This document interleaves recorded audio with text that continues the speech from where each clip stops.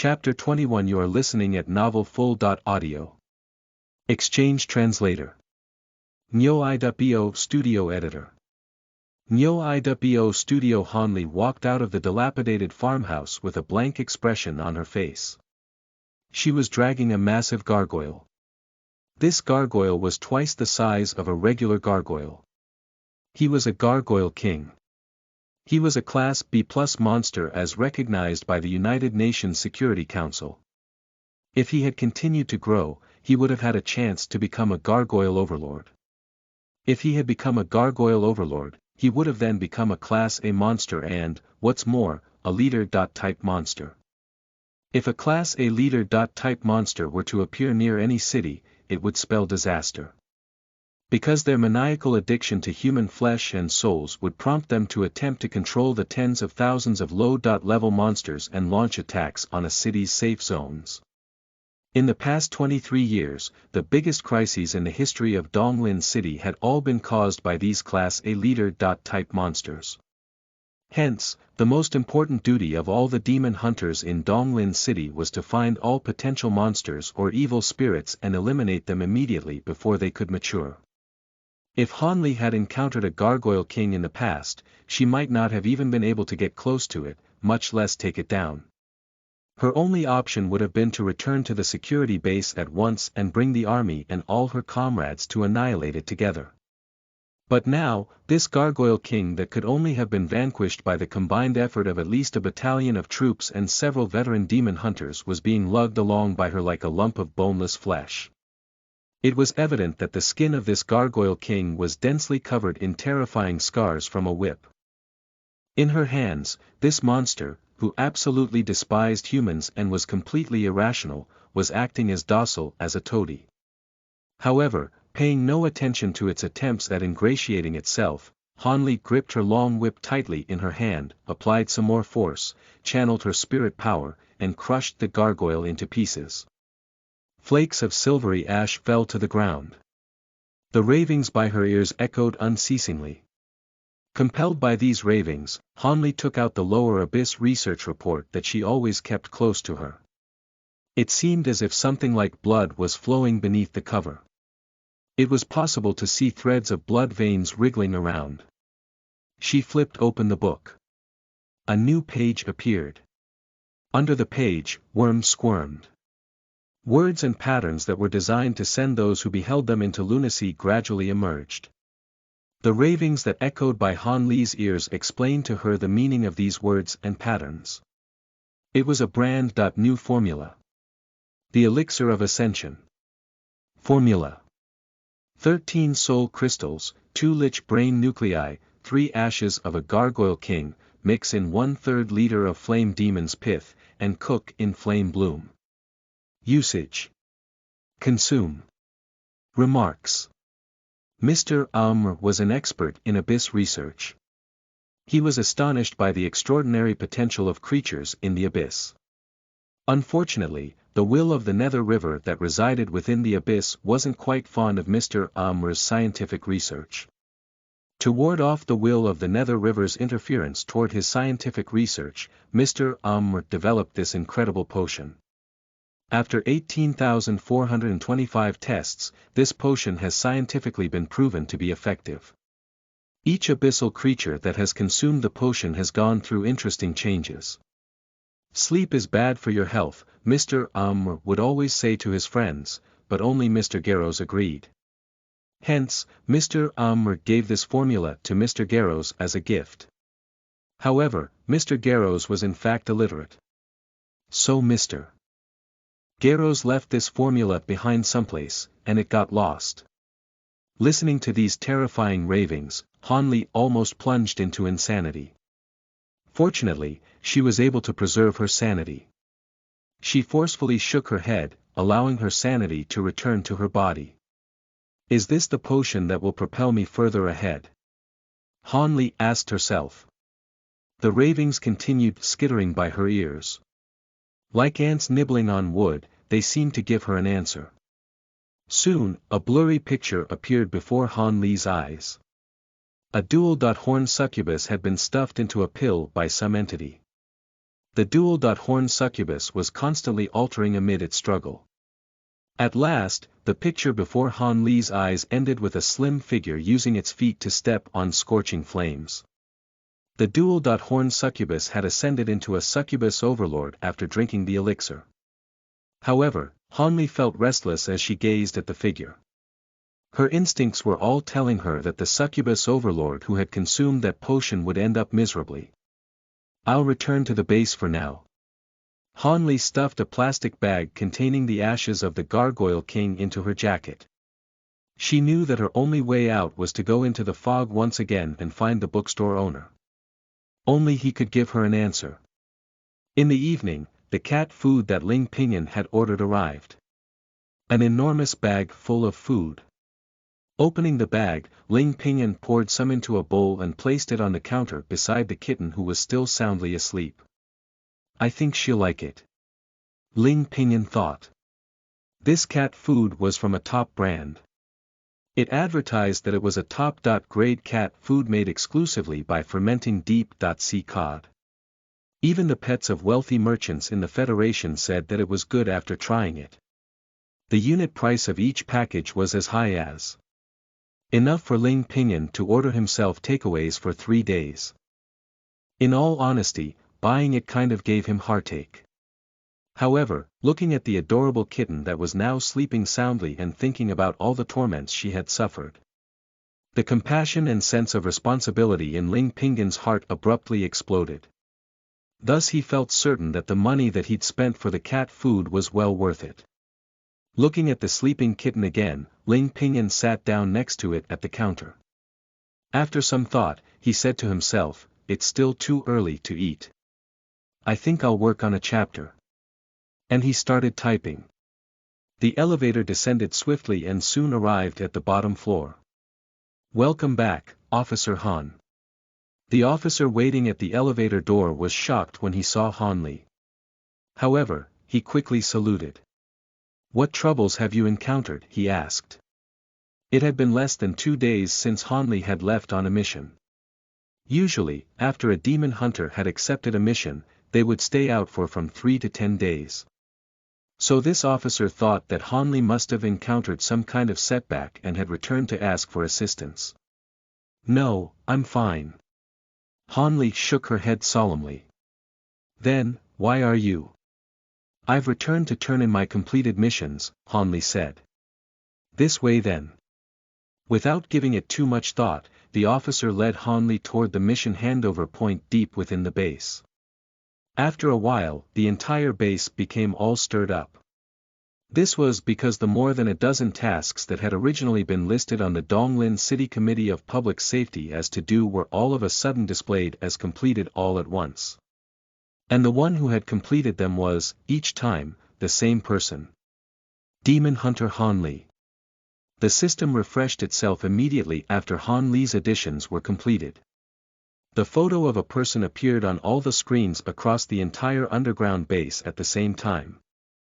And underneath this photo was the latest map taken with satellite remote sensing. The color of the whole of Donglin City's northern suburbs turned from light red and dark red to green. This implied that the United Nations Security Council had confirmed the safety of Donglin City's northern suburbs through its satellites. After a brief silence, everyone cheered. Because the northern suburbs being safe would mean that Donglin City would potentially be able to establish a brand-new local safety zone. At the very least, they could take advantage of this time when the local monsters and evil spirits had been destroyed to reclaim massive areas of farmland.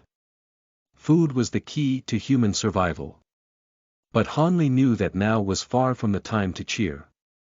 While the ravings by her ears were still torturing her, they had also allowed her to learn more about the truth. Thus, she was aware that these so-called monsters and evil spirits that were raging across Earth were merely the low-level species from a terrifying world called Abyss. Many high-level demons whose powers were so great that they were impossible to comprehend were drooling with anticipation as they waited to enter Earth. The flesh and souls of human beings held a deadly attraction for them. Han Li looked at the contribution points displayed on the electronic screen in front of her. 32,500 points. Then, she tapped on Flat Peach without hesitation to redeem it. After some thought, she also navigated to Cerulean Spirit Tea and redeemed 5 packets. She quickly cleared her contribution points to 0. Chapter 22. You are listening at novelfull.audio. Phantom Paper Doll Translator. Nyo.bo Studio Editor. Nyo.bo Studio. It was almost 10:00 o'clock at night. Situ was slowly driving his car around the gradually quietening streets. His eyes swept from shop to shop. He had gone around these streets at least 5 times. However, he couldn't find any anomalies. He couldn't sense any psionic power. He couldn't sense any demonic power. However, having no anomalies was the most aberrant thing that could occur. This is a very old industrial area, Situ he mumbled to himself. It is logical that foreign species would like to gather in this kind of old area. In old rundown areas like this, the public infrastructure was basically out of date. The city council and community buildings were also very old. Many of the buildings were old houses that dated from some 20 to 30 years ago. There were neither ubiquitous cameras nor adequate police patrols. These kind of places were the favorite dwellings of foreign species. But after circling the area at least 5 times, Situ he could pick up no scent of any foreign species. This was very abnormal. Through his many years of experience, there was only one possibility that would cause something like this to happen. An existence so powerful that it was beyond imagination must be entrenched nearby. The aura that it was unconsciously exuding made all the foreign species want to avoid this area subconsciously. I will find you, Situ he muttered to himself. Even if I must dig through 3 feet of dirt, I will uncover you. The Federal Empire despised all supernatural powers that were beyond their control. Especially if these supernatural powers were in their territory. Because a person adept in martial arts could break the law with violence. For existences that were not in their records and thus beyond control, the more powerful they were, the more terrifying they would be. This had nothing to do with his personal point of view. It was based entirely on the policy toward social stability. After all, the Federal Empire was so huge and had such a large population.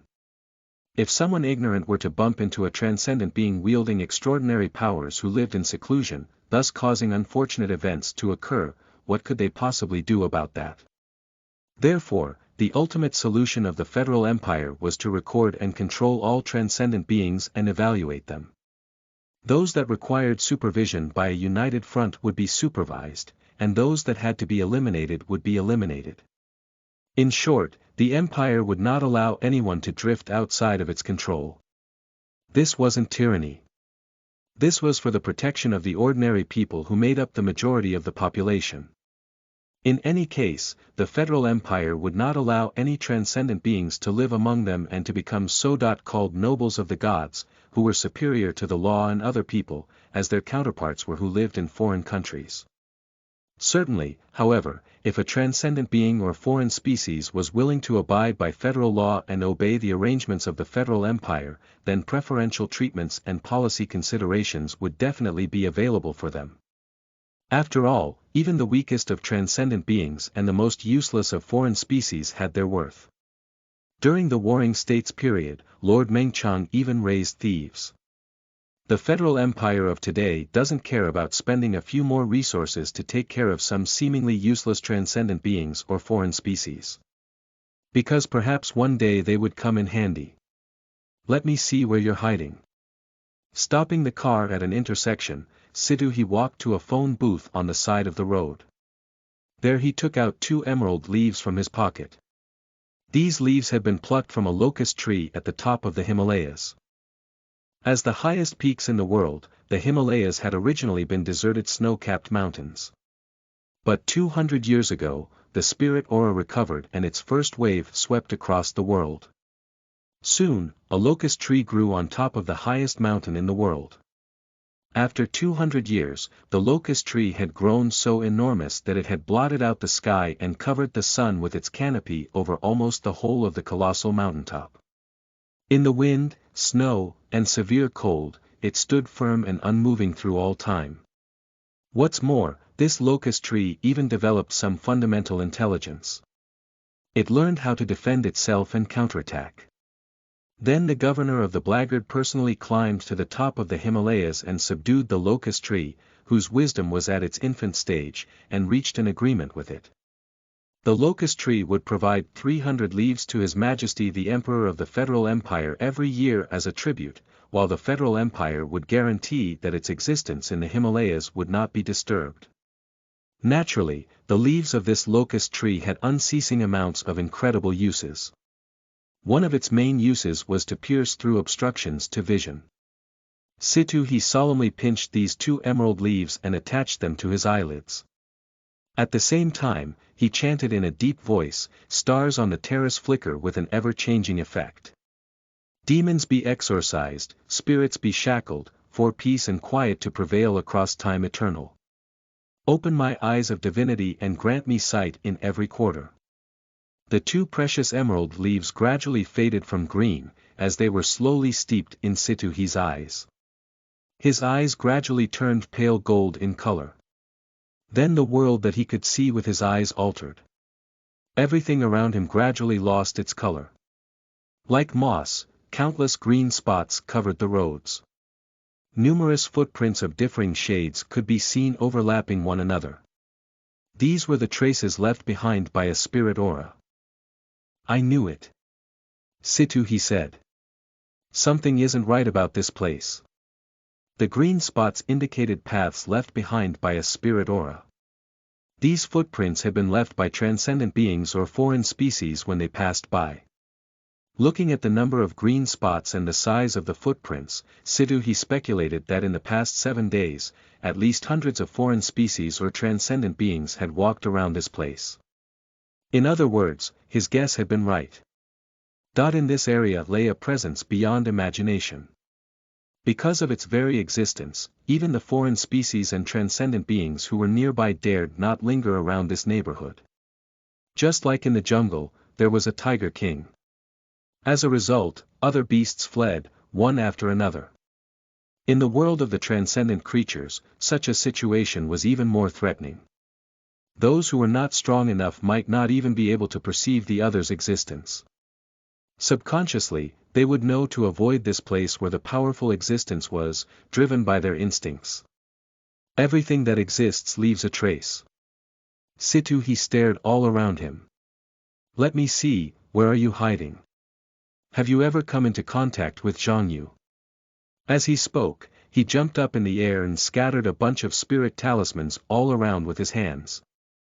The spirit talismans landed on the ground and turned into small paper figures, hopping around, and heading in all directions. Then Situhi's figure gradually faded, leaving only a phantom resting in the air. This was the magic art that he was most proud of. The phantom paper doll. He was able to place his mind and consciousness into paper figurines. It was an ever-changing magical effect. More often than not, his enemies would perish without knowing why or even seeing his face.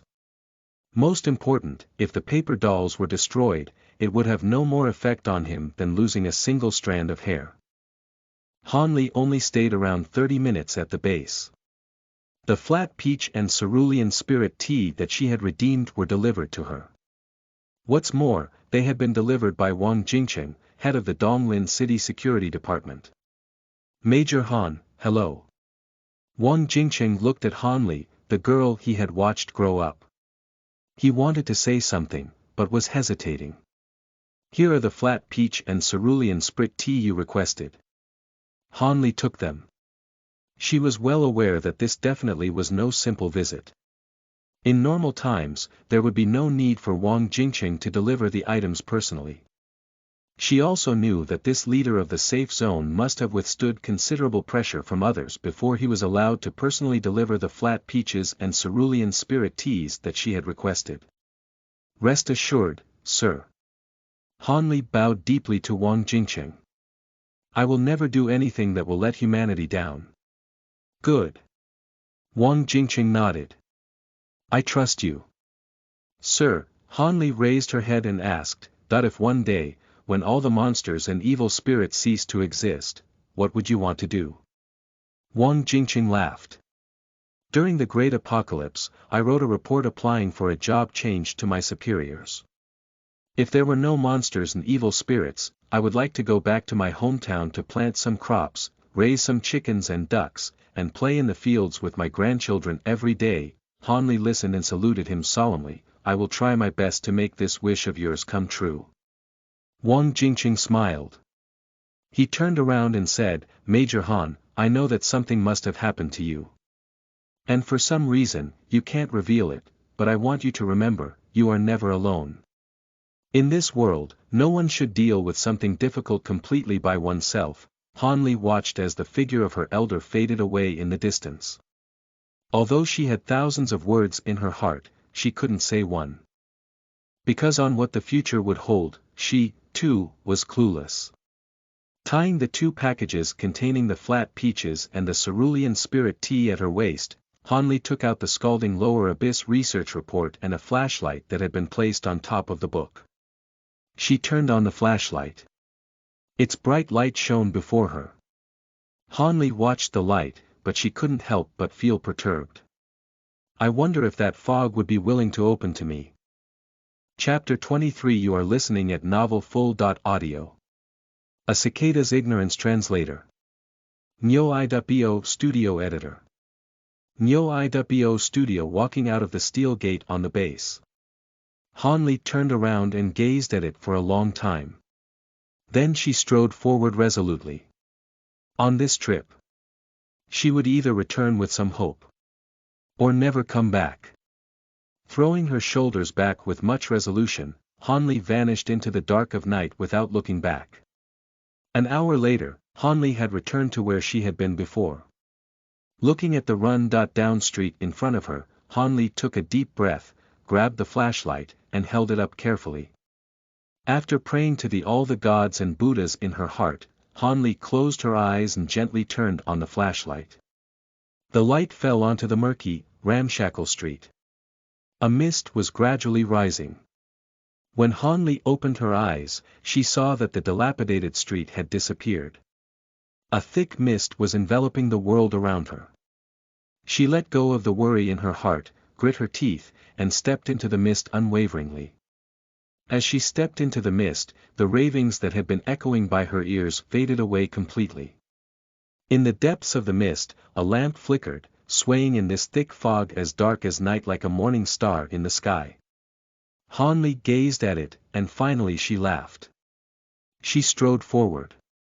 Ling Pinyin reluctantly copied the chapter he had just finished to the uploading column and clicked upload. Looking at what had just been uploaded, he sighed. That's another book. He had been writing this book for 1 year and 4 months and, finally, it was time for it to end. After some melancholy, he began thinking. What should I write for my next book? Ling Pinyin scratched his head as he became plunged into deep thought.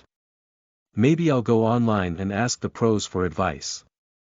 Thinking about this, he picked up his phone and tapped into a group that he had added a very long time ago. After some thought, he typed in the chat box and asked, Dear friends, I would like to ask your advice. Is there any way to make my books fire up like yours? After a brief silence, people finally started replying. Chipaja. Dear friends, I would like to ask your advice.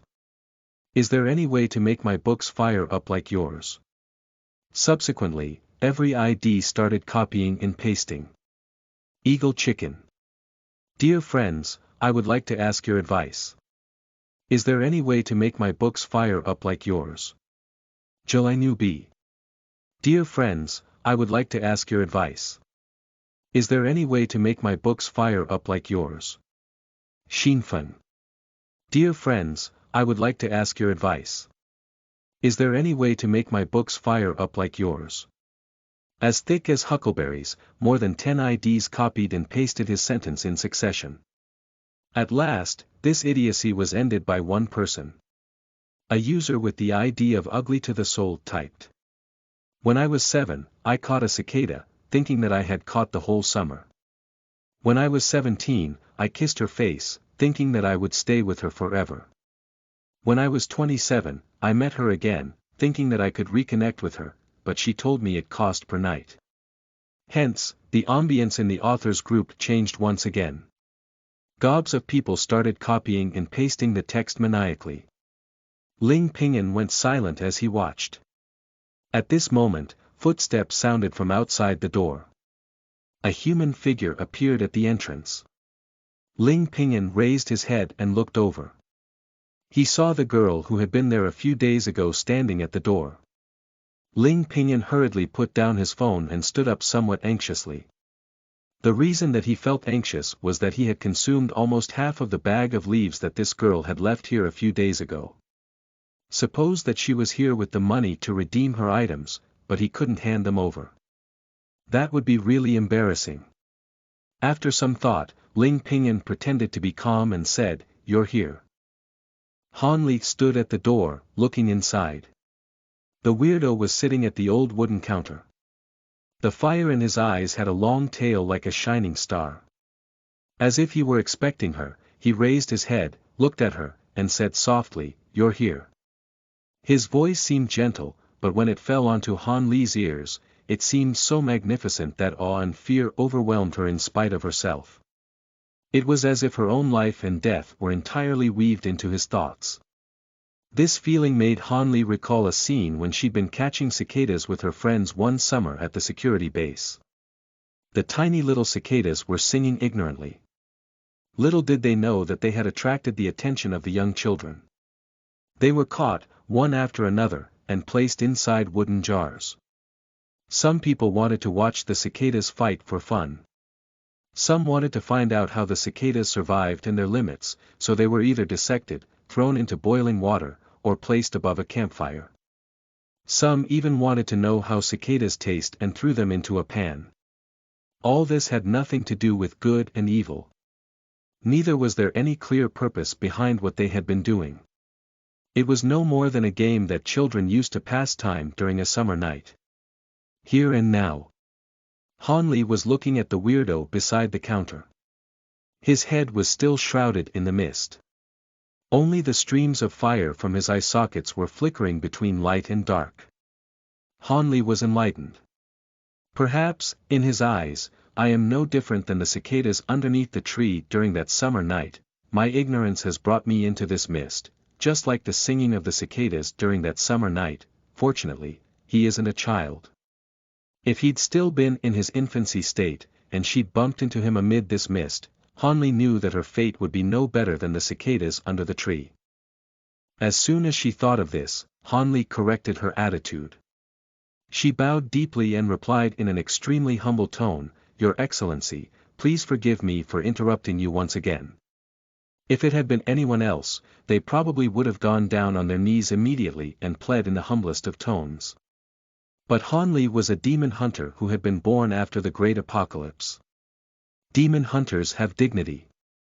The man who adopted her and Minister Wang who'd educated her growing up had both instilled one principle into Han Li. Humans would rather die standing than to live on their knees. Whether gods or demons, no one can think of depriving the freedom and will of humanity. Ling Pinyin looked at the girl at the door, suddenly bowing deeply and saying politely, "Your Excellency, please forgive me for interrupting you once again." He immediately thought to himself that he'd figured her out. Looks like what I've imagined is true. This girl was probably born to an aristocratic family of scholars, and, what's more, a very conservative one. Her etiquette and gestures seemed to align with that explanation. Ling Pinyin smiled. "Come on in." "My gratitude." The girl bowed again, pushed the door open, and walked in. Chapter 24. You are listening at novelfull.audio. Old Empire Translator. Nyo.bo Studio Editor. Nyo.bo Studio. Han Li cautiously pushed open the glass door and walked in, trembling. Meow. As soon as she'd entered, a black kitten stuck its head out from a corner near the counter. Its amber-colored eyes looked at her maliciously. Han Li could feel all her hair starting to stand straight up. "Batet," the weirdo called out gently to the kitten. And the kitten obediently hopped up onto the weirdo's shoulders. In the mist that was everywhere, the streams of fire coming out of his eye sockets seemed to gradually brighten. Hanli raised her head slowly and confronted the kitten head-on. Feeling as if she was in a trance, Hanli thought she saw a reflection of a pyramid behind the kitten. Flecks of starlight hovered around the pyramid. Amid the starlight, there seemed to be many mortals praying, beseeching, and pleading. Their various invocations intertwined around the pyramid, weaving themselves into a sacred epic. It was an extremely ancient hymn that seemed to have been gathered over countless years. Hanli lowered her head quickly. She didn't dare to look again. Ling Pingyan looked at the young girl who was standing before him. She seemed a little bashful. The moment that she'd entered the door, she'd become demure. Her eyes seemed to be exuding timidity, or maybe it was fear. Is this because of the book she bought the last time? Ling Pingyan was thinking to himself. He was thinking that during these last few days when he hadn't seen her, this young girl must have been trying her best to digest the knowledge from that book and earnestly trying to learn the techniques within it. He could tell that from this young girl's attire. She was still wearing those strange black tights and a thin black veil. But her temperament and image were very different than last time. Not only was she less scattered, but she'd also gained some maturity. She was even wearing a charming scent. This indicated to him that she had read the book and had acquired the essence of cosplay. This made Ling Pingyan feel somewhat relieved. However, perhaps it was precisely because of this that the young girl had gotten into some kind of conflict with her family and thus she was compelled to visit the store again this late at night. Ling Pingyan could imagine that her family might have brought up someone like her in a typical Old Empire style. The Old Empire people were the most conservative group in the Federal Empire. They still followed the ancient morals and values. If they could have, they would have written loyalty, filial piety, benevolence, justice, politeness, honesty, and shame into the federal Magna Carta. They never would have allowed their children to engage in cosplay. They would give their children a hard time if the children were ever bold enough to not follow the exact path they had prepared for them. Didn't this kind of parent often appear on television? Domineering, arrogant, conservative, and unreasonable. Fortunately, the emperor who had founded this empire had fought against this kind of conservatism for decades. He had continued the traditions of Taizong and Gojong. And, finally, after incessant attempts at education, people had been convinced and had accepted the ethical values of the modern industrial society. They had been compelled to recognize and obey the federal Magna Carta and the liberation of women. Otherwise, these conservative people would still not regard women as human beings just as they hadn't hundreds of years ago and would perhaps still see their sons as mere tools for them to use. Of course, the old empire wasn't entirely useless. They believed in collective power and were the staunchest supporters of the unified system of the Federal Empire. They were also the group of people who had sacrificed themselves and shed the most blood in the Federal Empire's wars, domestic development, and infrastructure construction. Moreover, due to their exceptional unity and power of action that was off the charts, both the Datong Party and the Republicans had to cater to the preferences of these people, lest they vote for the opposite party. Thinking of this, Ling Pingyan felt a little sympathetic. He was aware of how painful it was to be a child of people of the old empire. When he was in school, several of his classmates came from old empire families. Ling Pingyan's impressions of almost all of them were that they were maniacal fully automated humanoid learning machines, terrible bookworms, and workaholics. Their lives were so boring and dry that they could literally have been burned as firewood. Almost all their lives were spent in studying, and studying. The most terrifying thing about them was that after these people grew up, they would impose the lifestyle that they had gone through on their children and start the cycle all over again. Frightening indeed. Anyhow, Ling Pingyan had always felt that if he had been living in that kind of family, he would have suffocated in a second. What was the point of living a life in which he couldn't slack off, play games, and write novels? Therefore, Ling Pingyan thought highly of this young girl's rebellious spirit. Certainly, he understood that even an official would find it hard to settle a family quarrel. What's more, he wasn't even an official. After weighing and considering his use of words, Ling Pingyun said, "Did the book you took last time help you at all?" As she stood there shaking, Han Li heard the weirdo's question. "Did the book you took last time help you at all?" The Lower Abyss research report that she was holding had been quiet since she'd entered the fog. But now it became agitated after hearing his question. Han Li could feel the pages of the book moving as worm-like objects squirmed wildly. And now she knew how she should answer. She made a deep bow and thanked him. "Thank you for your generosity. I am fortunate to have been able to read such a profound and mysterious scripture." The book she was holding seemed very satisfied with her answer. It immediately quietened. Even its temperature cooled down. Han Li breathed a sigh of relief, and she became a little less restless. She raised her head cautiously and said, "I took the liberty to come again because I wish to buy another book from you. I hope you can grant my wish." As Ling Pingyun listened to her speak, he frowned a bit. He really felt that this young lady's childishness was going a little too far. It was just a book. What had she called it? A scripture. However, he could understand what she was doing. On the forums, there were always a bunch of grown men addressing 2D characters as their waifus all day every day. It was just that, cosplaying was something new. In all honesty, there weren't many books about it in his bookstore. Aside from the introductory book, Secrets of Cosplay, the only other references were in a few relatively serious multi-volume works. These multi-volume books not only cost a lot more, but, for amateurs, he was afraid that they might not be what she wanted. After some thought, he reminded her, with all good intentions, "Miss, in my opinion, I don't think that you will need to go into those books with more advanced content for the time being." He cautiously reminded her, for some things, it would be unbeneficial if you came into contact with them too early. "What do you think?" "Miss, in my opinion, I don't think that you will need to go into those books with more advanced content for the time being. For some things, it would be unbeneficial if you came into contact with them too early. What do you think?" The weirdo's voice was gentle and soft. But to Han Li, it seemed as if he had seen through her with a single glance. Han Li does know that she can't even control the book in her arms.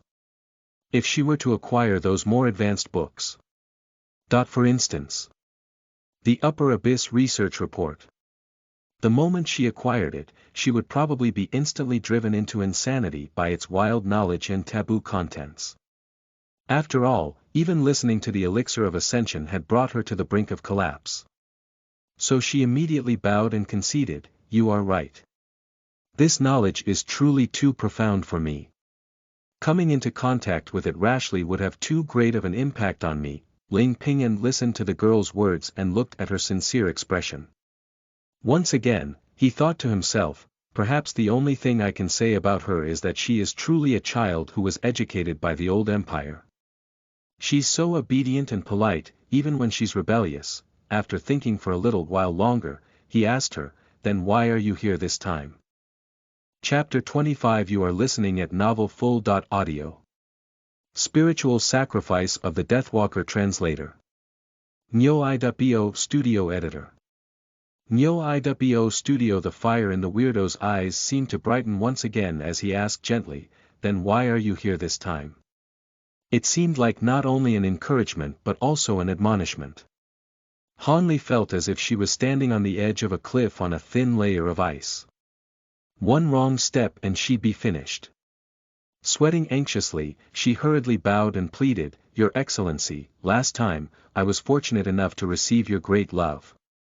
I have benefited a lot from that scripture you sold me, it was true.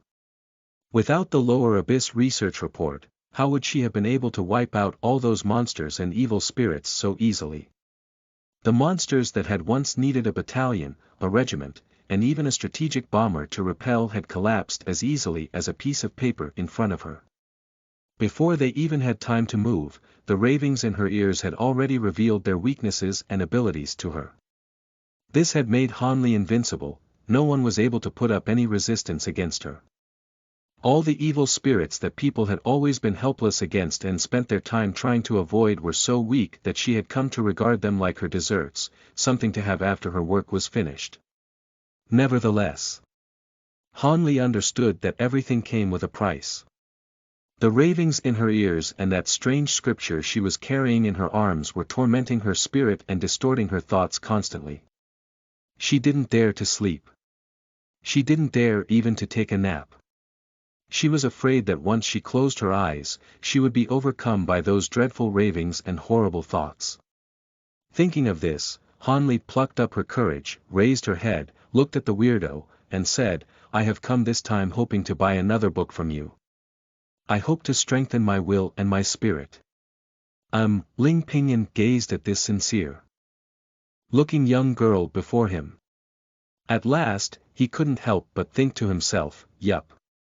Looks like I was absolutely right. She's from one of those old empire households for sure. The old empire's stubbornness and willfulness was something that everyone knew about. In the Federal Empire, most of the youth suicides and their cases of self-harm came from these families. For old empire parents, if their children wouldn't study, work, and live according to their wishes, they would simply consider this a betrayal.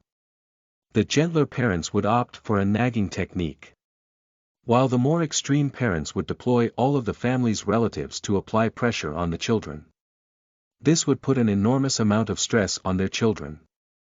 These teenagers would often develop psychological problems. Look at what this young girl's parents had turned their child into. She felt she had to be cautious simply in pursuing a hobby. Even here, when she was out of the sight of her parents, she still spoke so carefully. What an evil they had committed. After some thought, Ling Pinyin nodded and said, "If that's what you want, I can recommend some books for you. Perhaps they can help you." Hanli's eyes were full of anticipation and anxiety. The streams of fire in the weirdo's eyes abruptly got more luminous, flaring up like sunspots on a star. "If that's what you want, I can recommend some books for you, perhaps they can help you." As he was speaking, he turned around. He slowly walked toward the silent abyss ahead. His footsteps seemed very gentle. He was reluctant to exert any force. But every time he took a step, Hanli could feel the whole world swaying. Even space seemed to be getting twisted bit by bit from the sound of his footsteps. Soon his shadow looked like it was about to vanish within the abyss. The black cat that had been lying on his shoulders jumped down with a meow. From the looks of it, it seemed that even it wasn't bold enough to enter the abyss. After the black cat landed on the ground, it slowly walked toward Hanli with unparalleled graceful steps. The black cat raised its head. Its amber eyes looked at Hanli playfully. Hanli quickly lowered her head, showing it her allegiance and respect. The black cat meowed and leaped onto the counter triumphantly, declaring its sovereignty like a victor. Hanli once again bowed her head respectfully. And only after that did the black cat bend over and curled up in the corner of the counter. Starlight flowed down from the pyramid behind the cat and covered its body like a quilt. Ling Pinyin walked between the bookshelves. He was trying to decide between a few books. He was thinking about the customer's request. She hopes to strengthen her will and spirit. Well, that's right. She should totally strengthen herself. That way, she can courageously speak out about what she really wants and, at the same time, regulate her mental health. Soon, he reached out and grabbed a brand new book from the shelf. It seemed as if it had never yet been opened. He looked at the title on the book's cover and nodded in satisfaction. Judging from her age, she was at most 18 or 19 years old. She was probably still a college student with no social experience who lacked the ability to communicate with others. Not to mention communicating with her conservative and stubborn parents. This book was almost tailor-made for her. Youngsters should be brave. Published by the Imperial Publishing House, it had been written by Professor Yen Liang, Dean of the School of Social Psychology in the Federal Empire's Central University. He wasn't one of those unscrupulous people who tried to sell books and preyed on people's anxieties or claimed to help people unlock the code to get rich. Professor Yen Liang was the most respected sociologist in the Federal Empire. He was also a highly respected imperial scholar. To have been awarded the title of imperial scholar demonstrated how profound the professor's impact had been in sociology and psychology. And this book was the professor's pride and joy. Ling Pingyan had read this book, and he knew that it would suit this young girl perfectly. Because this book taught its readers more than just confrontation. It was more about reasoning and persuasion. In addition, there were many short stories. Not only were these stories easy to understand, but also they were written in a humorous mode. Even if this young lady couldn't convince her parents to give her some freedom, she could at least relieve some of her inner depression and avoid going astray by learning some lessons from this book. Ling Pingyan took the book and walked back to the waiting girl. Han Li looked at the weirdo as he walked slowly out of the abyss. He was carrying a book. Just looking at that book, Han Li could feel goosebumps rising all over her body.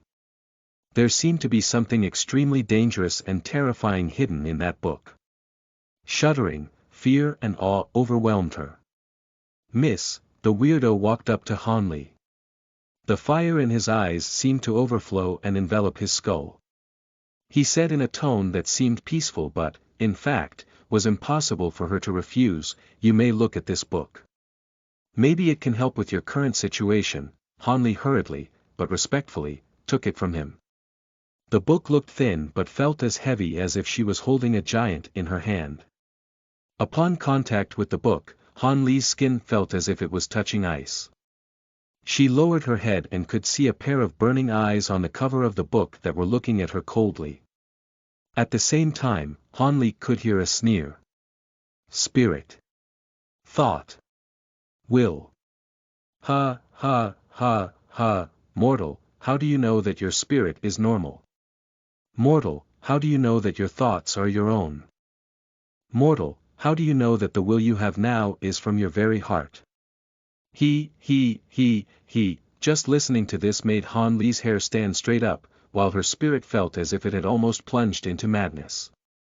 Fortunately, perhaps deterred by the owner of the bookstore, these voices quickly were silenced. A figure wearing a cloak buried itself into the cover. Then, one after another, golden words appeared on the cover: "Spiritual Sacrifice of the Deathwalker." This was the name of the book. On the left side of the cover, there was a line of tiny words that read, "Ignorance and stupidity are not mistakes. Being weak and tiny are." There seemed to be some kind of an inscription behind this line of words.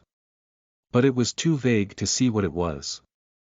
Han Li could only see a trace of yellow. She knew that she had gotten her hands on a hot potato. Perhaps it could truly assist her in exercising her will and strengthening her soul. But, unfortunately, perhaps not in the way that she had imagined. But Han Li raised her head and looked at the weirdo. The fire from his eyes was floating all around them. Han Li understood that she had no choice. Even if this was poison, she could only swallow it. Because she had no choice. Humans have no choice. Chapter 26. You are listening at novelfull.audio. A Righteous Owner Translator. Nyo.bo Studio Editor. Nyo.bo Studio. Ling Pingyan stood on the side of the room looking with great interest at the rebellious girl from an old empire family.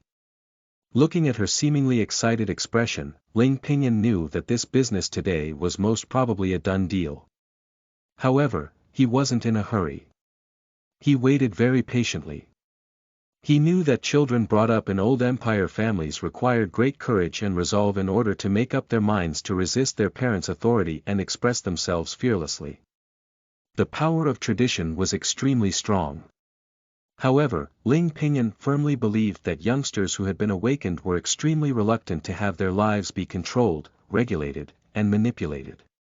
Their desire for freedom and their need to be able to choose their own lives would enable them to break through all obstacles. Just like the women's liberation movement 200 years ago. The awakened women bravely stood up and said no toward old traditions. After saying no, the women's liberation movement kicked off dramatically. After decades of struggle and attempts to denounce the women, the Emperor of the Federal Empire finally issued an edict and ordered the federal government to enact the Women and Children's Rights Protection Act. Since then, women had been legally assured of the freedom of marriage and the independence of personality. Today was the era of the Internet. How long could the conservative old empire remain stubborn? Sure enough, after a series of struggles and hesitations, Ling Pingyan saw the customer in front of him finally making up her mind. She raised her head courageously, solemnly looked at Ling Pingyan, and said, "I really like this book. But..." She lowered her head, took out 2 boxes wrapped in some kind of material, and held them up in front of Ling Pingyan. "I'm really sorry. I don't have the kind of money you want. Could I use these 2 items to make up for it? Are you willing, Your Excellency?" Upon finishing her stuttering statement, she seemed very embarrassed and ashamed, and she lowered her head. As Ling Pingyan looked at her, he couldn't help but sigh to himself once again. True enough, it's arrived at a point where her resources have been cut off, huh? He thought of the story plots he'd seen on television. And, of course, Ling Pingyan took the 2 bundles from her without much hesitation. It wasn't because he was greedy. It was because Ling Pingyan knew the importance of self-esteem in such a young girl. Hence, to preserve her dignity and protect her need for self-worth, he'd accepted them. However, he still inquired, "What is in these?" If it was something that was too expensive, he would turn them down. After all, caring for and respecting a woman was normal behavior for a gentleman. However, taking advantage of one's own position, or using cheap and despicable means to seize another person's wealth when they were embarrassed, was a petty act, and, what's more, it ran the risk of getting one into trouble with the law. "What is in these?" The weirdo's voice was still soft and gentle. It was just that when Han Li listened to him she got goosebumps all over her body. She had no choice but to answer in a trembling voice, "Home-grown peaches and a few packs of home-grown tea leaves." After speaking, she became nervous. She was afraid that this appalling and powerful weirdo would feel that the things she had brought were too unrefined. And hence would no longer be willing to sell the book to her. After all, Han Li had no clue at all about what she had just proffered to Ling Pingyan. The flat peaches above Mount Tai that she had brought were considered the most precious on earth. But, in the eyes of this terrifying bookstore owner, she was afraid that they might be inferior to even a single grain of dust in his shop. And the cerulean spirit tea was a product that could be produced in Donglin City itself.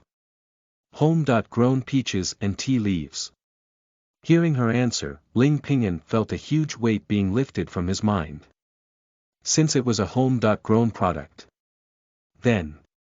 In other words, it wouldn't be considered a big problem that he had drunk the tea that his customer had left at his place without authorization that he could drink it. Therefore, he accepted her boxes with his mind at ease. "I'll do with these then," Ling Pingyan thought for a moment and said, "You can have this book." As for the price, he just skipped it altogether. "Oh, yeah." He walked back to the counter and took out the knife the young girl had left there last time from the drawer. "This item must mean a lot to you. And since I have no use for it, I guess I'll return it to you." As he spoke, he held out the knife to her. It did indeed. Regarding this knife, just from its craftsmanship alone, one would know that it must have been custom-made at a very hefty price. Last time she'd been here, she'd left it to pay for the book, but was going to come back and redeem it. Today, she hadn't brought any money to redeem it. But the tea she brought was really delicious. Especially in terms of refreshing one's mind, it was literally the best of all the drinks Ling Pingyan had ever had. In addition, Ling Pingyan felt that he would have no use for this knife even if he were to keep it. Even as an ornament, he had no place to put it on display. Hence, returning it to its owner was the most reasonable option. Han Li looked at the spirit blade that the weirdo was holding in front of her. She took a deep breath. Because this spirit blade that she'd pledged to this mysterious bookstore owner a few days ago had, at present, altered in appearance. The spirit blade had originally been made by casting various exotic metals found in the nest of monsters after the great apocalypse. It was a combat weapon for demon hunters and the most suitable conductor for conducting spirit power bursts. But in essence it was still metal. It could wear away, corrode, and break. The United Nations Security Council had stipulated that each demon hunter could apply for a spirit blade replacement every year. Before she'd left it at the bookstore, Han Li's spirit blade had been with her for more than 6 months and had gone through a dozen fierce demon hunting battles. Signs of wearing out had already become visible. Now, however, this spirit blade was as good as new. What's more, Han Li could feel that it had become stronger and sharper. It seemed very possible that just by holding it, one could cut through the hard shell and skin of monsters without using any spirit power. Han Li's breathing accelerated as she looked up at the weird man in front of her with gratitude. The fire in his eyes seemed to be gradually dimming. Han Li swallowed the words that had been at the tip of her tongue that she was going to decline his offer. She knew that if she dared to refuse the other party's good intentions, perhaps what would await her next might not be the gentle and friendly bookstore owner. It was highly possible that it might be a brutal, ruthless, and sinister Diablo. Hence, she made a deep bow. Thank you so much. I really don't know how I can repay your kindness. I don't need your gratitude, the weirdo said. You becoming stronger as soon as possible will be the greatest payback you can give me. Han Li immediately understood. She understood that this terrifying and strange bookstore owner had his eyes on her future, not her present. Perhaps, one day, he would ask her to repay the kindness he had shown her throughout their interactions. I understand. Han Li bowed once again. I will become stronger as soon as I can. She guessed that this bookstore owner might be harboring some hatred toward that terrible world called the Abyss. He was using her to get his revenge. For Han Li, she was happy to become such a pawn. Because at least pawns' existences were still of value. The most terrible thing about this somber world was that one couldn't even become a pawn. This kind of world was destined to go down the path of miserable destruction. Chapter 27 You are listening at NovelFull.audio. Fiery Demise Translator. Nyo.bo Studio Editor. Nyo.bo Studio Ling Pinyin regarded the female customer wearing black tights and a veil as she bid farewell, making a very polite bow. She then opened the door and walked out into the thick fog of night. He sighed to himself. I hope everything goes well for her. I also hope that her parents can be more sensible. Fortunately, they were now in an era where the rule of law had been well established. It was impossible that the federal government would allow the old empire people to be as lawless as they had been in the past. Besides, time had also progressed. The most stubborn old empire parent now would be like the most progressive and open-minded parent if they had been living some 200 or 300 years ago. So Ling Pinyin didn't worry too much about her. He decided to examine the 2 bundles. He gently unwrapped their outer paper, revealing 2 boxes that appeared to be made of plastic. Lifting one of the lids, Ling Pinyin saw a peach that was as big as a fist, golden in color and exuding a strong fragrance. Just by smelling its scent, Ling Pinyin's appetite increased enormously. He couldn't wait to try it. Let me have a bite, he said to himself. And he chomped into it. Delicious. He chewed a bite of the peach before it traveled to his tummy. Ling Pinyin's eyes were almost popping out. Delicious. Deliciousness that is above everything. The most delicious peach ever. The delicate and juicy flesh of this peach would melt in one's mouth. More important, having swallowed one bite, even his saliva seemed to have become sweet. Therefore, paying no attention to anything else, Ling Pinyin took hold of the peach and munched on it messily. After a brief while, only a peach pit was left in his hand. He stuck his tongue out and licked away the last bit of juice from the peach pit.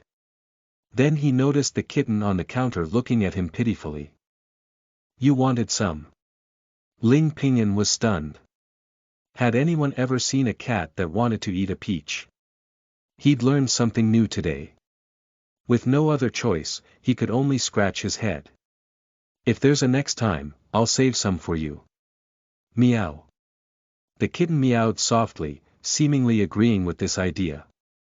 However, Ling Pingyan thought that such a delicious peach shouldn't be eaten only once. Looking at the peach pit in his hand, he had an idea and found a plastic basin. I'll find some soil tomorrow. Let's see whether I can get it to sprout. I'll plant it on top of the building. Ling Pingyan's store had a total of 3 floors. The top floor was a flat platform that he used to dry clothes and quilts. Ling Pingyan was thinking that if he could get this peach pit to germinate, perhaps in a few years he would be able to relish some delicious peaches. This was called, give a man a fish and you feed him for a day, teach a man to fish and you feed him for a lifetime. I'm so clever. He praised himself for his wisdom. Found ya. Situ, he smiled broadly. Just now, he had lost contact with 2 of his paper dolls. It was a sudden loss of communication. There hadn't been any prior warning, nor were any messages or images returned. However, that wasn't important. The most important thing was that Situ he had known where they were before they lost contact. At most, they were 300 yards from this place. As he spoke, he leaped and arrived at the spire of a nearby telecommunications tower. He climbed high up in order to gaze far and wide. It was almost 11:00 o'clock. Nightlife in Jiangqing City had begun. On the distant riverside, neon lights flickered brightly. On the electronic screen of the skyscraper across the river, colorful advertisements were being broadcast. Every late-night supper shop was full of people who were chattering while sipping on their beers. Red-faced youngsters were waving their drunken fists while narrating their tall tales. All of a sudden, Situ's eyes were drawn to a location. It was a small alley. It was a street that was so quiet that it gave him goosebumps. The road was empty. There was only a lone streetlight shining upon the surface of the road all by itself. The shops on both sides of the street were already closed. When Situ saw this, he laughed. Are you seriously trying to fool me with this level of disguise? He floated up gently and glided toward that quiet alley like a bird. Swiftly, he touched down on the ground. Stars on the terrace, flickers in the ever-changing Kazatum. As soon as Situ landed, he made a hand seal and pressed his fingers into the ground. Seek out the traces, and unveil the evil. His eyes immediately turned completely golden. The power of the sacred leaves plucked from the Himalayan locust tree exploded. On the ground where his fingers had pressed, 2 fishes of yin and yang that were chasing each other appeared. And everything that was around him abruptly altered in appearance. Situ stood up and saw himself enshrouded by mist. In this mist, his eyesight was limited to his own person. Worse than that. Situ quickly discovered that he could no longer unleash his magic. His magic seemed as if it had been imprisoned in his body by some kind of power. No matter how hard he tried to call upon it, it did not respond. This made Situ nervous instantaneously. Where am I? He looked around. However, all he could see was the mist. It was also at this moment that the 2 pieces of dry leaves that had completely withered fell from his eyes. Situ held them in his hands, and it was evident from his expression that he was in complete shock. This, the sacred leaf of the locust tree in the Himalayas, couldn't hold on for even a split second in this mist. The alarm bells in his inner heart started ringing frantically. Finally, he understood that he had stepped into a place that he shouldn't have. Aside from shock, Situ felt completely worried and on his guard. There's actually such a place hidden within Jiangqing City. It's right in federal territory, right under the rule of the governor of Guangnan. A super-industrial city with a population of tens of millions. This was something completely unheard of. More than that, it was something that made him feel afraid. Situ he couldn't help but think of the disaster that had happened in the Fusang Kingdom a few years ago. He immediately shuddered in fear. At this moment, Situ he heard footsteps coming and getting closer by the second. He looked toward the sound. He was only able to see a tiny bit of light coming toward him from a distance. This left him in horripilation, compelling his entire body to get into a fighting state whether he wanted to or not. He swore that even if it meant death, he would prevent this thing in the mist from appearing in reality. He almost understood now what was going on. This mist was a world that was separated from reality. Yet it shared a peculiar connection with reality itself. He, however, had recklessly barged into this place. He'd acted like an ignorant insect, attracted by human light sources, ultimately fluttering into their fiery demises. However, when the light gradually approached him, Situ he discovered that it was the light from a flashlight. A flashlight. This made him feel ridiculous. A flashlight could actually work in such a strange and dangerous place. And as the light source gradually approached, via the lights of the flashlight, Situ he was able to discern what was coming. It was a human.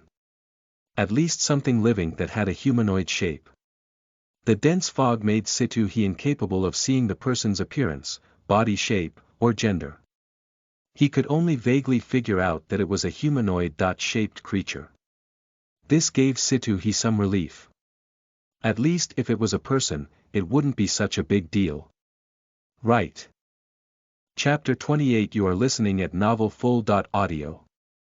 Connected to All Worlds Translator. Nyo-i.bo Studio Editor. Nyo-i.bo Studio. Hanli held a flashlight. She was advancing back along the path that she had come from. The fog was thick. It was so blurry that she couldn't even see her fingers in front of her face. Only the flashlight was able to illuminate the path ahead of her and guide her way. Hanli felt certain that without this flashlight she would probably not be able to get out of this mist. The fog seemed peaceful. Unthreatening, in a way. But was it really that simple? She didn't know, nor was she bold enough to take any gambles. With no shenanigans whatsoever, she stiffly returned along the path that she had taken to get to the bookstore. All of a sudden, she raised her head. She shone the flashlight in front of her. Within the mist, a figure appeared. It was vague, and couldn't be vividly seen. It was truly a person.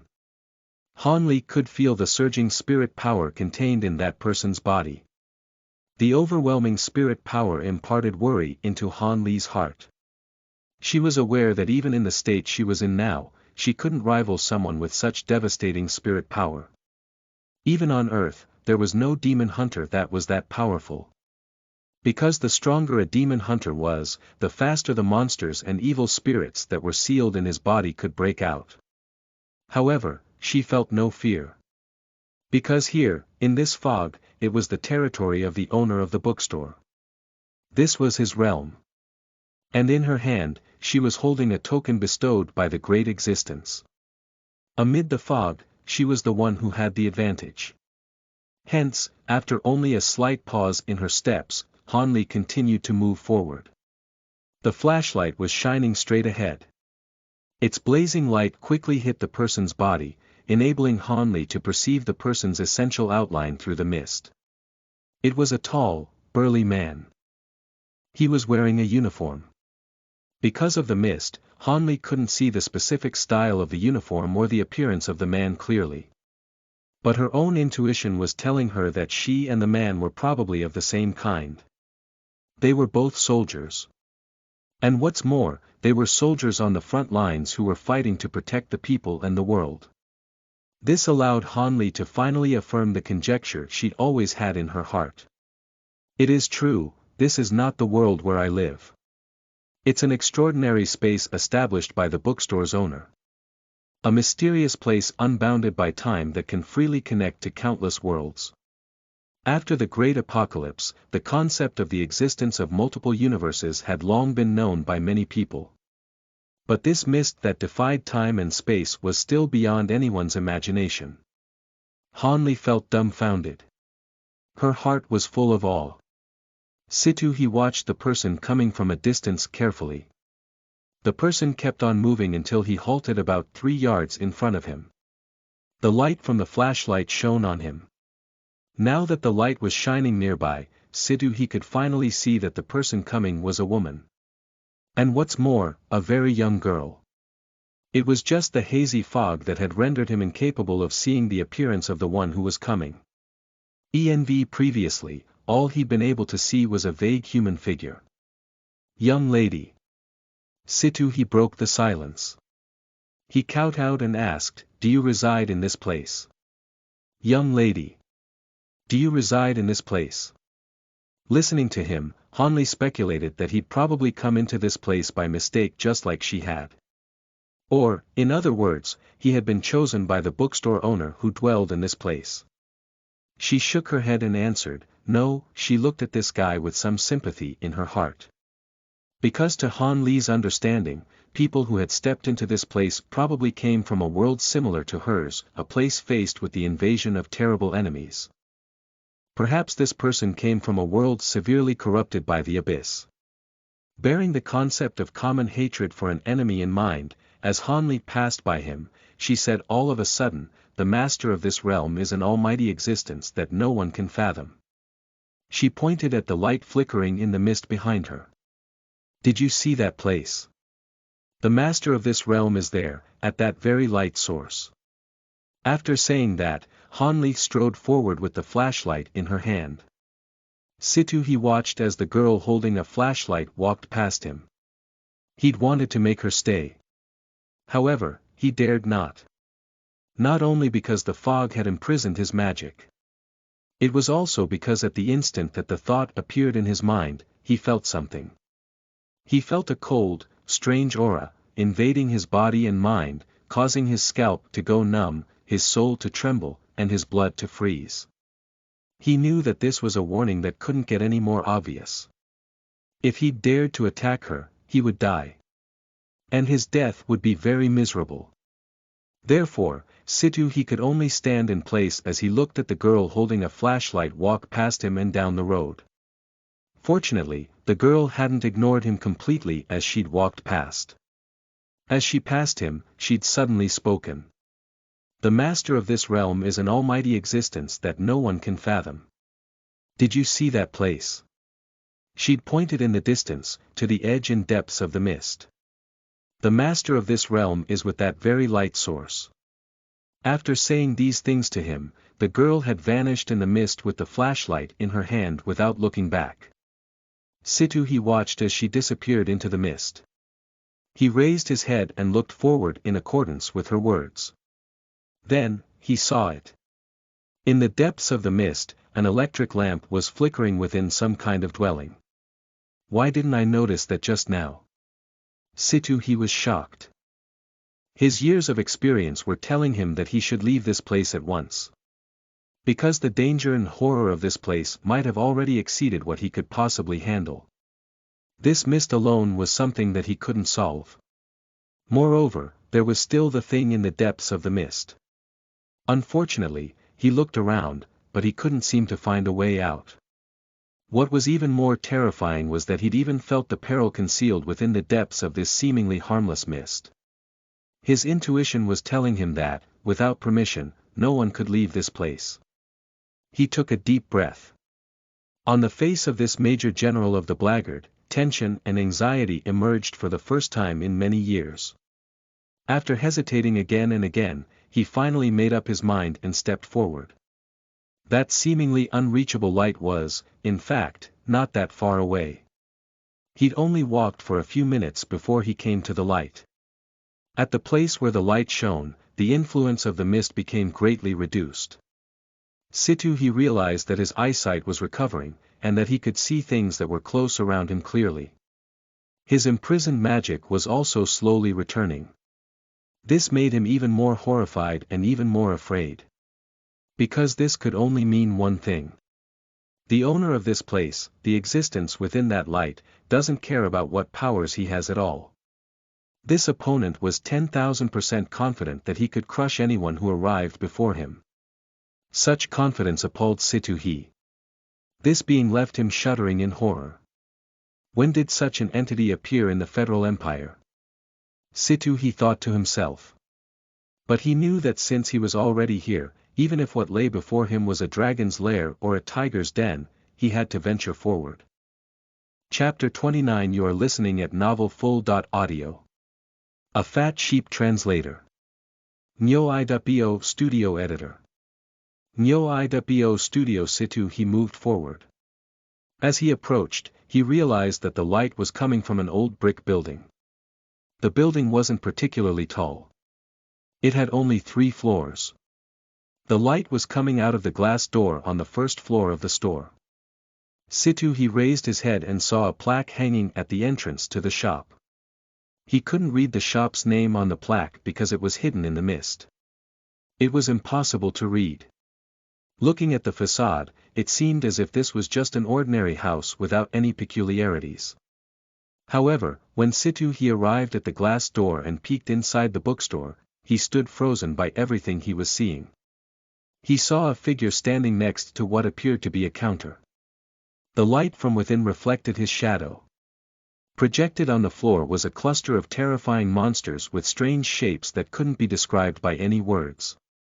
Just looking at the shadow, Sitoohe felt as if his own mind was plunging into frenzied chaos. Everything he'd thought he knew about the world was completely overthrown at this moment. Countless maniacal thoughts emerged from his mind. His sanity and ability to reason seemed to have disappeared. Would my flesh taste delicious? He muttered to himself as he looked at his own arms with his eyes that had turned red. Just as he said this, he was about to try his own flesh. He opened his mouth. All his teeth seemed to be cheering on this decision. Sitoohe himself was feeling that if he didn't eat himself, his life would become completely meaningless. And so, he decided to bite down on his own arm. Just as Sitoohe was about to chomp down on his arm and taste his own flesh and blood, the figure standing by the counter suddenly turned his head and looked over at him. Hello. The figure opened the door and stood in front of Sitoohe. May I help you with something? Sitoohe's sanity and ability to reason came back to him right at this instant. He let out a heavy sigh. Everything that had just happened became a fuzzy memory. However, he did remember the feeling of wanting to bite into his own flesh just now. He could even remember the strong desire he had felt to taste his own flesh and blood. He touched his teeth surreptitiously. They felt neat and normal. It seemed that the feeling that he'd had just now had been just an illusion. Sitoohe swallowed hard as he looked at the person standing before him. He was a monster in casual clothes. His lower body looked just like an ordinary federal citizen, but his entire skull was shrouded or, one would say, composed of an incomprehensible mist. Within the mist of this creature's skull were a pair of cheap-looking glasses that were worn on what seemed to be his eye sockets. His eyes in these sockets seemed as deep as an abyss. A little bit of fire rose from the abyss. He looked at Sitoohe quietly. The voiceless silence contained tremendous pressure. It made Sitoohe feel as if he was almost out of breath.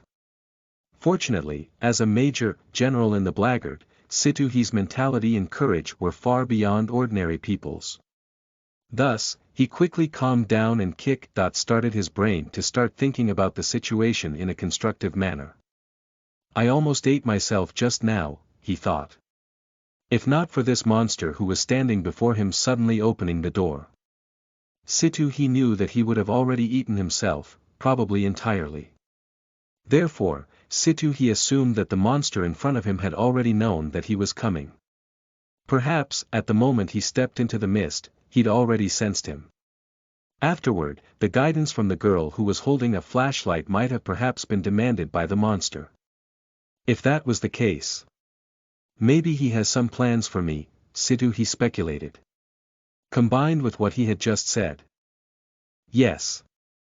Sitoohe swiftly grasped what was important. He looked at the monster and asked, "What do you have here anyway?"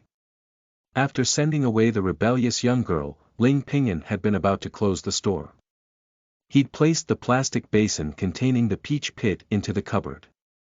He'd put the other bundle containing the magical leaves into the drawer on the counter. After feeding the kitten, Batet, he was preparing to grab his phone and go upstairs to think about how he should start his new book. Then, suddenly, he'd turned around and seen this burly figure standing in front of the glass door to the store. He seemed to be observing whether the bookstore was still open. Ling Pinyin would naturally never let go of any chance to do business. He immediately stepped forward and opened the door. Then he noticed the appearance of this customer. This customer looked like he was in his 40s. He had the typical square face of a middle-aged man in the Federal Empire. He was tall and burly. But all that wasn't what really drew Ling Pinyin's attention. The thing that really got his attention was the guy's attire. Just looking at his clothes, Ling Pinyin couldn't help but drool. A fat sheep. He was overjoyed. A very fat sheep. Because the visitor was wearing a retro black uniform of the army. Ling Pinyin could recognize this military uniform.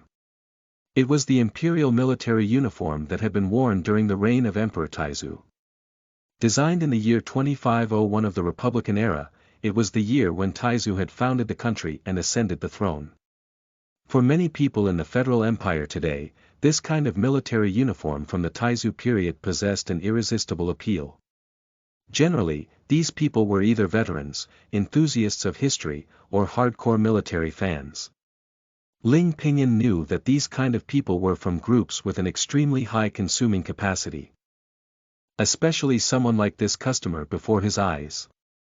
Judging from his outfit and personal temperament, he was definitely the kind of person who didn't lack money. Ling Pinyin heard him ask, "What do you have here?" He immediately thumped his chest and said, "Good sir, I have everything here.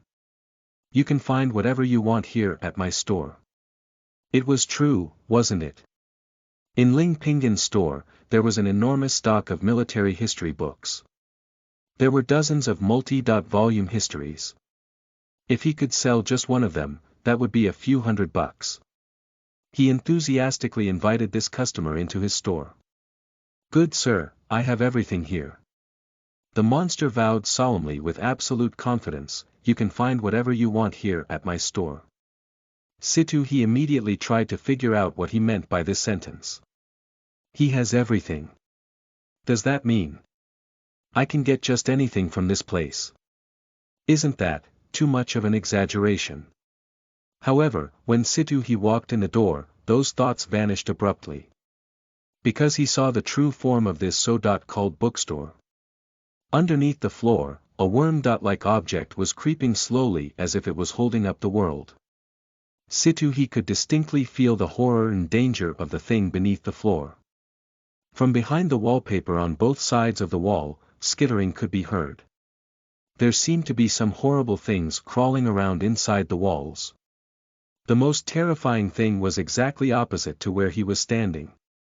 Profound, unwelcoming, silent dark.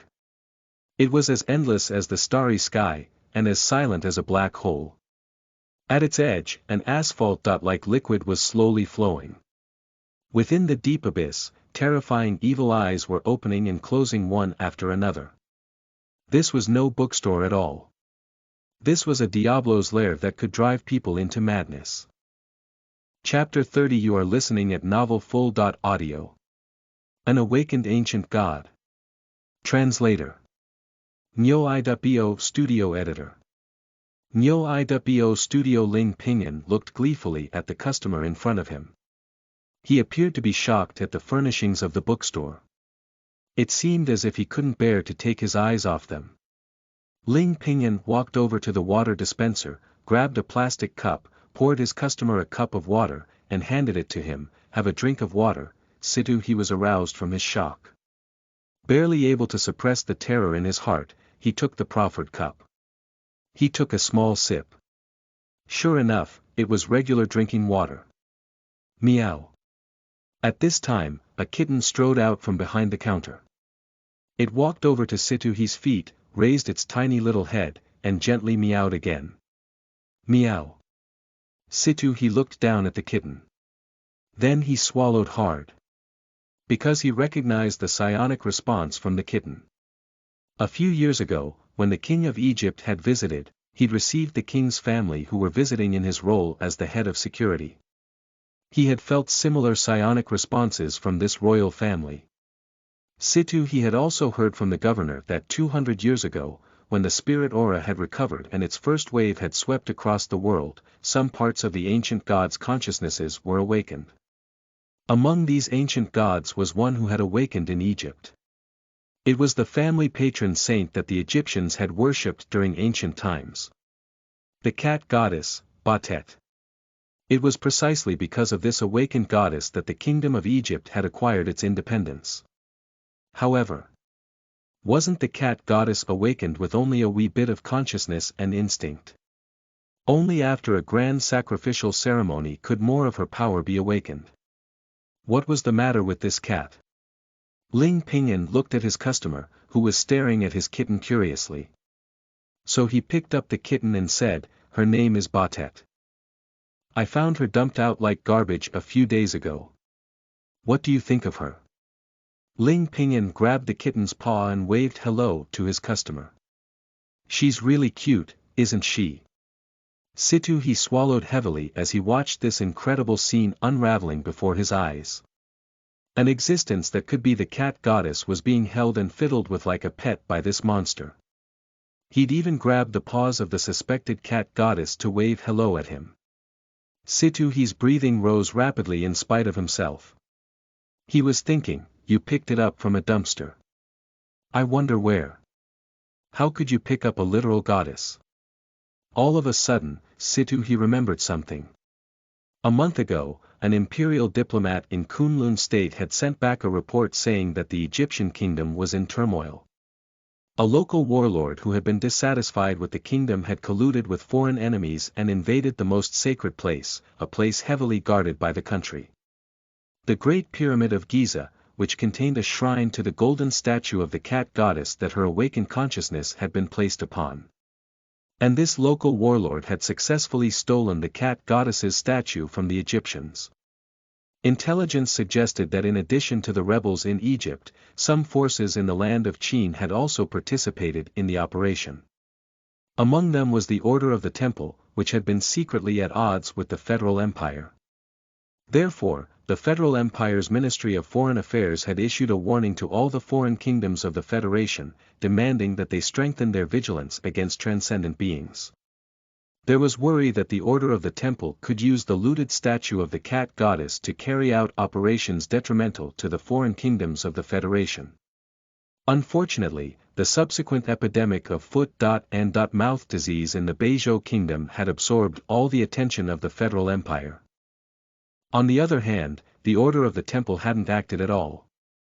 Thus the blackguard had gradually loosened their vigilance. Now, it seemed apparent that it wasn't that the Order of the Temple hadn't done anything. Some accident must have occurred during the looting of the cat goddess's statue. It was highly possible that this accident had been caused by the monster in front of him. And what's more, Situ he looked at the kitten the monster was holding. Within the cat's amber eyes, it was possible to see much gallantry. Could this monster be an awakened ancient god who'd once had an unusually close relationship with the cat goddess of ancient Egypt? Situ he had to consider such a possibility. But the problem was, within the federal territory, what kind of god could come into contact with ancient Egyptian goddesses thousands of miles away?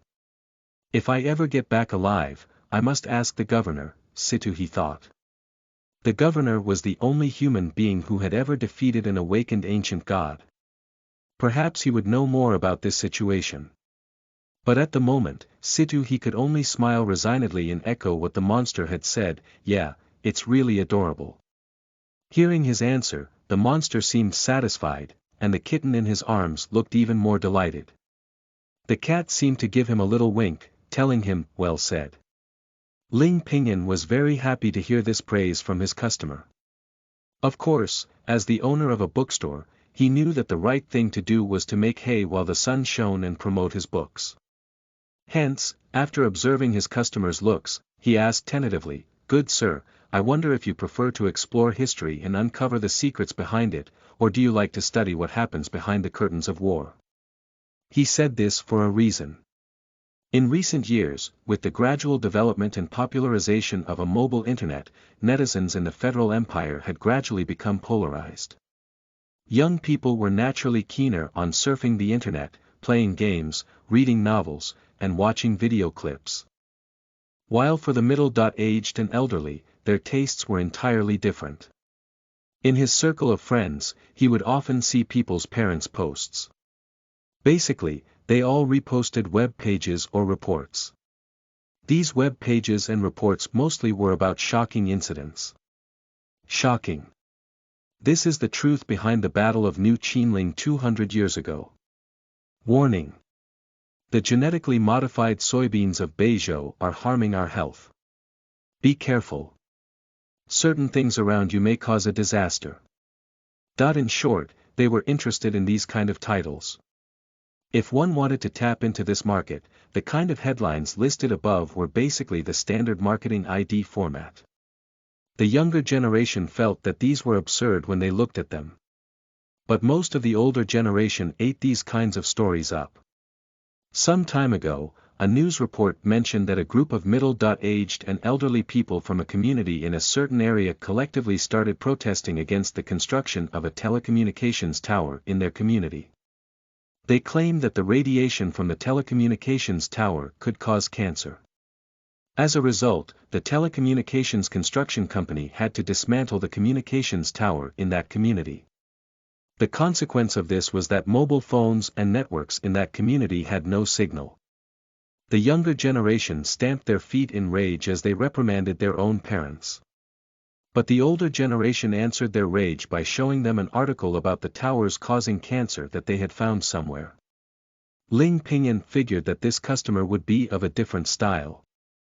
Ling Pingyan, judging from the guy's retro military uniform from the Taizu period, guessed that he was probably a typical middle-aged/elderly Republican Party supporter who worshipped Taizu, Taizong, and Gojong. What were the attributes of the middle-aged and elderly who supported the Republican Party? Their minds were full of conspiracy theories, and they always felt that the many things that had occurred throughout history had been staged by behind-the-scenes manipulators and conspiracy groups. They stubbornly believed that many events that had occurred throughout the history of the Federal Empire had transpired because of conspiracy groups. They doubted the cabinet, the council of ministers, and even science. Some of the most extreme among them even suspected that Earth wasn't round. Basically, except for the neighborhood committee staff in the community center of the area where they lived, where they hung out all day every day, they doubted everything else any other official said. And their favorite topic of conversation and reading matter would naturally be anything related to conspiracy theories. For instance, the sales of 3 of the top 5 bestsellers in the Federal Empire at present had been pushed by these people. Moreover, these books had another common feature as well as being about conspiracy theories. They were expensive and extremely profitable.